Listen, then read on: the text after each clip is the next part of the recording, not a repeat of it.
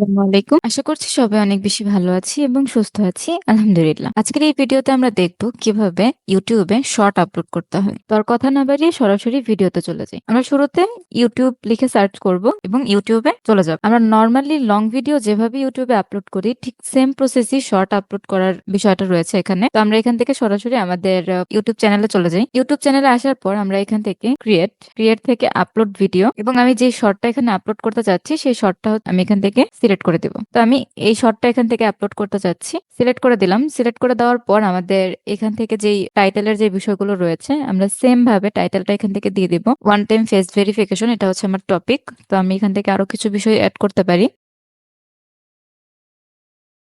টাইটেলটা লেখার প্রয়োজন আমরা এখান থেকে টাইটেলটা দিয়ে দিব। টাইটেল দেওয়ার পর আমরা এই টাইটেলটাকে আবার কপি করব। কপি করে এখানে দেওয়ার পর এখানে কিছু ডেসক্রিপশন যদি চাই তাহলে আমরা ডেসক্রিপশন লিখে দিব। তারপর আমাদের এখানে টপিক ওয়াইজ কিছু হ্যাশট্যাগ আমরা এখানে ব্যবহার করব। আমাদের যে বিষয়গুলো প্রয়োজন আমরা এখান থেকে সেগুলোকে এড করব। এড করার পর আমরা এখান থেকে একটু নিচে যাব এবং আমরা এখান থেকে দেখতে পাচ্ছি যে থাম্বনেইলের অ্যাড এর অপশনটা কিন্তু আমাদের এখানে নেই। অর্থাৎ ল্যাপটপ থেকে আমি যদি আমাদের শর্ট আপলোড করি তাহলে সেখানে আমি নির্দিষ্ট কোনো থাম্বনেইল অ্যাড করতে পারবো না। তো এটা আমি ফোন থেকে করতে পারবো। ফোন থেকে করতে হলেও আমার আলাদাভাবে আমি কোনো থাম্বনেইল অ্যাড করতে পারবো না। এই ভিডিওর মধ্যে থেকে কোনো একটা থাম্বনেইল আমি সিলেক্ট করে দিতে পারবো। তারপর আমার এখান থেকে যদি কোনো প্লেলিস্ট থাকে তাহলে আমি প্লেলিস্ট এখানে অ্যাড করতে পারি কিংবা আমি চাইলে এখান থেকে নতুন একটা প্লেলিস্ট ক্রিয়েট করে তারপর আমি এখান থেকে এড করতে পারি।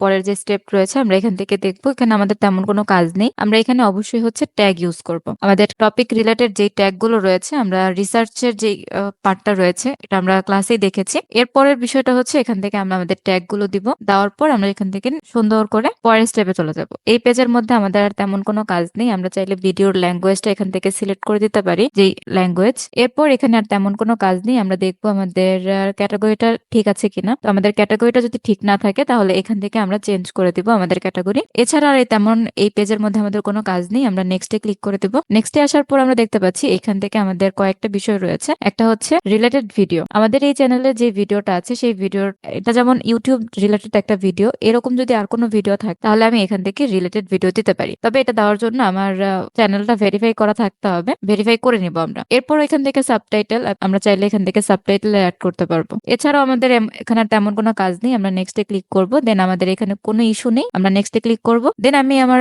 ভিডিওটাকে কিভাবে পাবলিশ করতে চাচ্ছি সেই অপশনটা সিলেক্ট করে পাবলিকে সিলেক্ট করে আমি জাস্ট এখানে পাবলিশে ক্লিক করে দেব। আমরা যেভাবে ইউটিউবের লং ভিডিও আপলোড করি আমরা সেম প্রসেসে আমাদের ইউটিউবে শর্ট ভিডিও গুলো আপলোড করতে পারবো। আমি যখন শর্টে যাব শর্টে গিয়ে আমরা দেখতে পাচ্ছি এই যে আমাদের ওয়ান টাইম ফেস ভেরিফিকেশনের যে ভিডিওটা এটা কিন্তু এখানে চলে আসছে। শর্টের মধ্যে পার্থক্যটা হচ্ছে আমরা লং ভিডিওতে থাম্বনেইল অ্যাড করতে পারি, শর্ট ভিডিওতে আমরা থাম্বনেইল অ্যাড করতে পারবো না। জাস্ট এতটুকুই পার্থক্য। আশা করছি আমরা সবাই বিষয়টা বুঝতে পেরেছি। সবাইকে অনেক বেশি ধন্যবাদ। আল্লাহ হাফেজ। আসসালামু আলাইকুম।